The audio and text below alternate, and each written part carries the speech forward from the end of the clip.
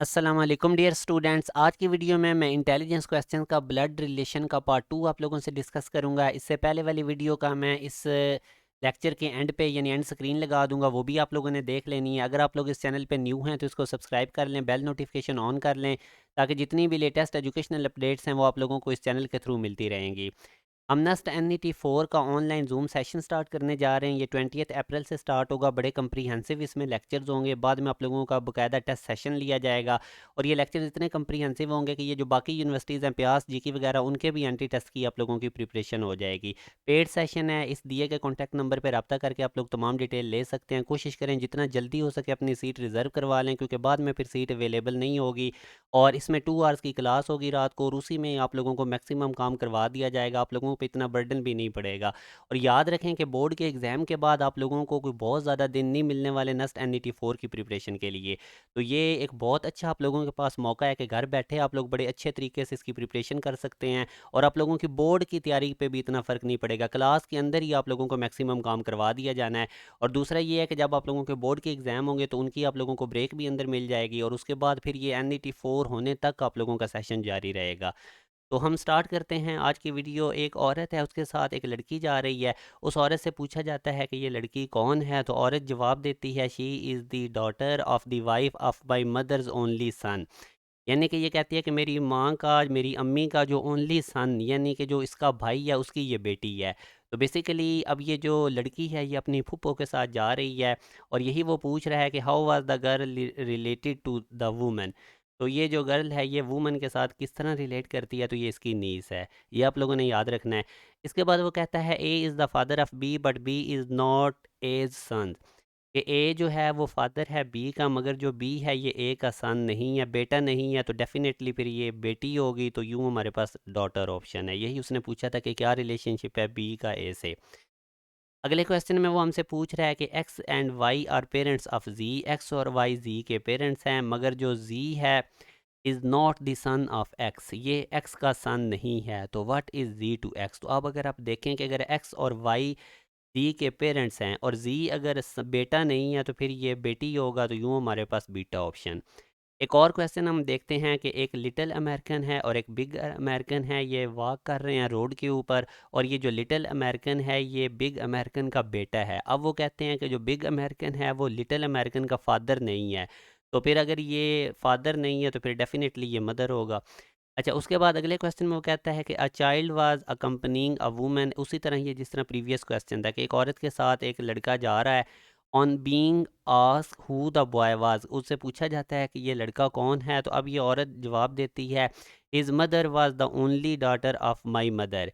कि इसकी जो अम्मी है, his mother was the only daughter of my mother, वो मेरी माँ की इकलौती बेटी है।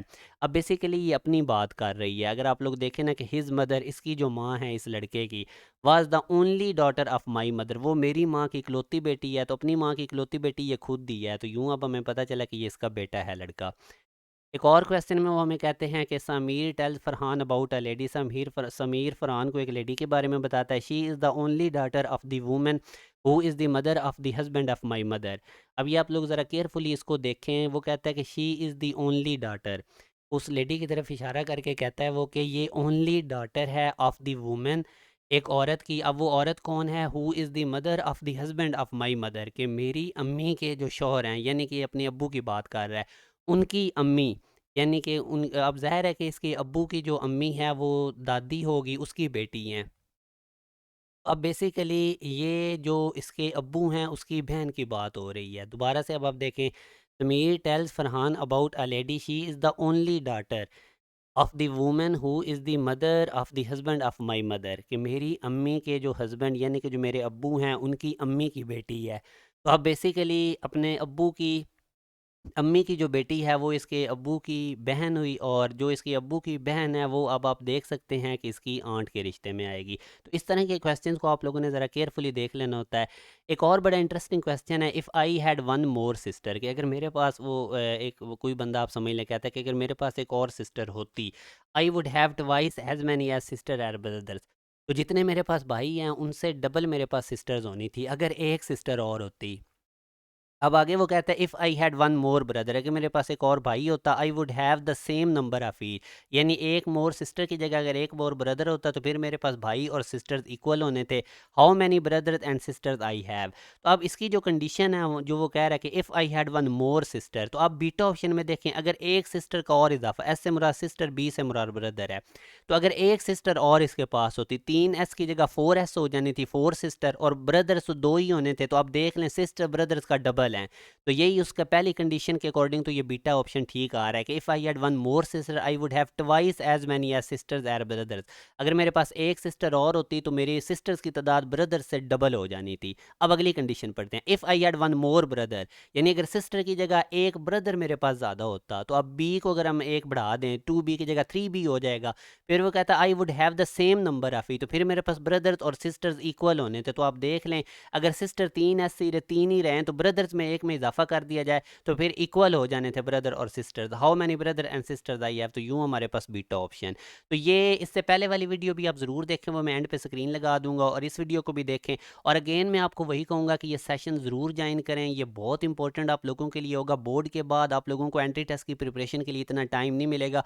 प्यास का एंट्री टेस्ट भी करीब आ रहा है, और उसके बाद आप लोगों का नस्ट NET 4 में भी आपको इतना टाइम नहीं मिलेगा। तो आप लोगों को रेलेवेंट प्रिपरेशन करवाई जाएगी, रेलेवेंट प्रिपरेशन फिर घर बैठे हो जाएगी, और मैक्सिमम काम आप लोगों को लेक्चर्स के अंदर ही कवर हो जाना, इतने कंप्रीहेंसिव ये लेक्चर्स हैं।